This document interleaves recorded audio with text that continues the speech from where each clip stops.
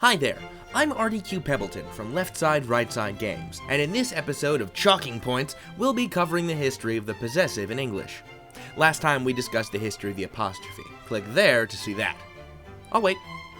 No, I won't. That was a lie! So, we learned last time that the apostrophe operates on the principle of elision, which is the taking out of things. In the apostrophe's case, it denotes missing letters. The apostrophe S of possession works under this principle too, but I'll need to explain how it got there. Possession in English is older than the apostrophe, which you'll recall has only been around for 500 years and change. We've had a way to denote possession in English, though, for as long as there's been an English. We're talking like pre-Norman conquest, pre-Viking, Old English, from a millennium and a half ago. Old English is older than America, older than Shakespeare, older than Chaucer. Shakespeare wrote in early modern English. Chaucer wrote in Middle English, which, although weird and pronounced differently from modern English, is still pretty obviously English-looking to the modern eye.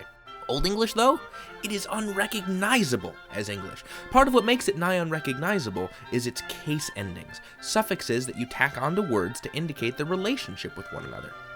These don't really exist in English anymore, but once they were very important. There was a possessive case, and it came in many flavors, but in a few cases, the way to make something possessive was to tack on an ES. The Old English word for king was König.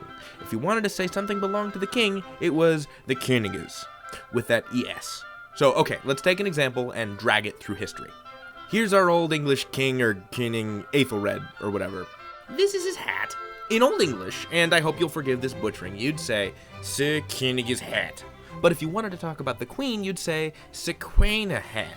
A different way to denote possession, you see, because Quaina is a feminine noun in Old English. Fast forward 1,000 years or so to Chaucer's time, and they're speaking Middle English. We'll leave the reasons for that for another video, but now when we're talking about the king's hat, only that ES element has persisted in the language. That's how you make things possessive now. In Middle English, case endings have basically disappeared.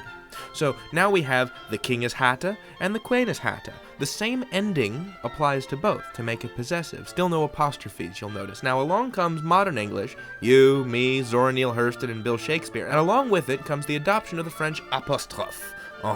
As we've discussed, the apostrophe was originally used in French to remove unpronounced letters. Well, by modern English, that E in kinges was silent, so he popped it out, kings, and replaced it with an apostrophe. So that's how it works. Let's recap. Once upon in Old English in the year 450, ES was one of the many ways to indicate possession. By 1380, it was the only way. And by 1650, the E in ES had disappeared, replaced by an apostrophe, and forming the modern possessive. This is how you use the possessive now. Take an apostrophe S and staple it to the word in question. Artie's channel. Left Side, Right Side's games. My brother's best friend's mother's gerbil.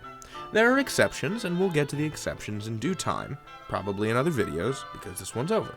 I'd like to thank you for watching, and remember, laugh, learn, light up your language. I'm RDQ Pebbleton, and I'll see you around. Oh, hey, I forgot. You can check us out on the Facebook, or on the Twitter, or you can go to our website, and you can buy our games, and make me very happy, which is, I assume, what you want to do. Be my friend? Okay, cool.